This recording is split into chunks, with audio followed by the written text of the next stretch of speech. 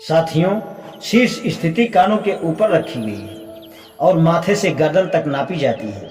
इसके अनुसार मान लें हला की लंबाई 100 है, चौड़ाई को उसका अंश माना गया है।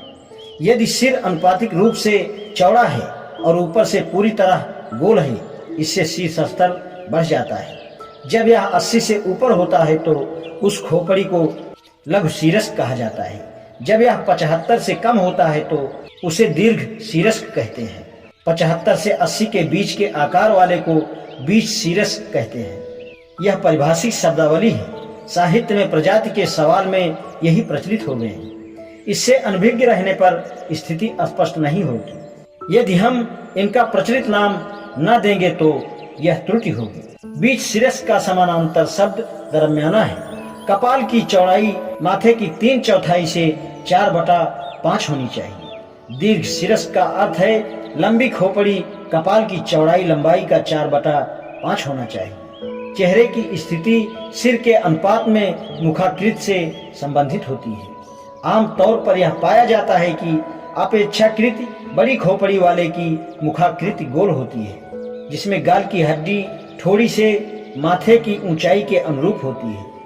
माप लेने में एक रूपता न होने के कारण सही तुलना नहीं हो पाती है। फिर भी यह नियम निरापद है, अर्थात लंबी खोपड़ी अंडाकार चेहरा, छोटी खोपड़ी तो गोल चेहरा। निर्विज्ञान के इन मापदंडों को अपनाते हुए प्रजातियों के संबंध में उत्कृष्ट विद्वान इस निष्कर्ष पर पहुंचे हैं कि यूरोप के लोग खोपड़ी और मुखाकृति की दृष्टि से 3 भागों में बांटे जा सकते हैं, जो अलग से तालिका में दिए गए हैं। ट्यूटोनिक प्रजाति, सिर लंबा, चेहरा लंबा, बाल बहुत हल्के, आंखें नीली, कद लंबा, नाक पतली ऊंची।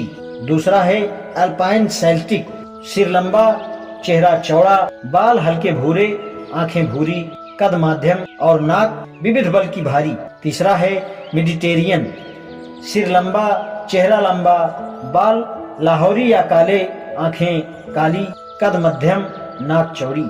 क्या कोई आर्य प्रजाति शारीरिक दृष्टि से इस श्रेणी में आती है? इस विषय में 2 विचार हैं। एक विचार आर्य जाति के अस्तित्व के संबंध में है।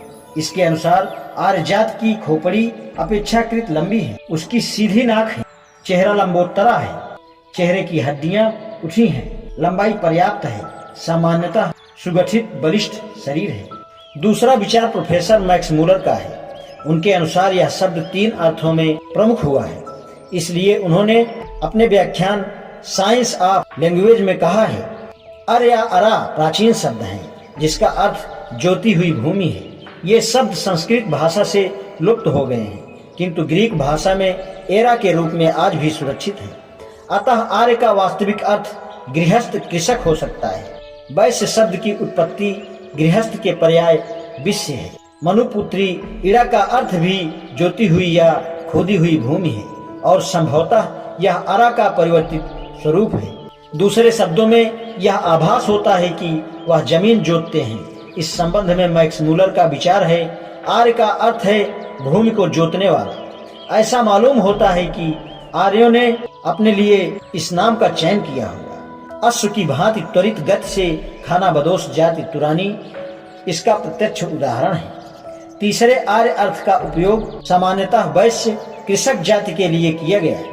इस विषय में मैक्स मूलर पाणिनि पर निर्भर करते हैं। आर्य शब्द का चौथा अर्थ श्रेष्ठ कुल में उत्पन्न भी होता है। मैक्स मूलर का विचार है, आर्य कोई जाति या नस्ल नहीं वरन एक भाषा है। इसका आशय भाषा के सिवाय कुछ नहीं है, उसे बोलने वाला आर्य है। आज इतना ही, शेष कल। धन्यवाद।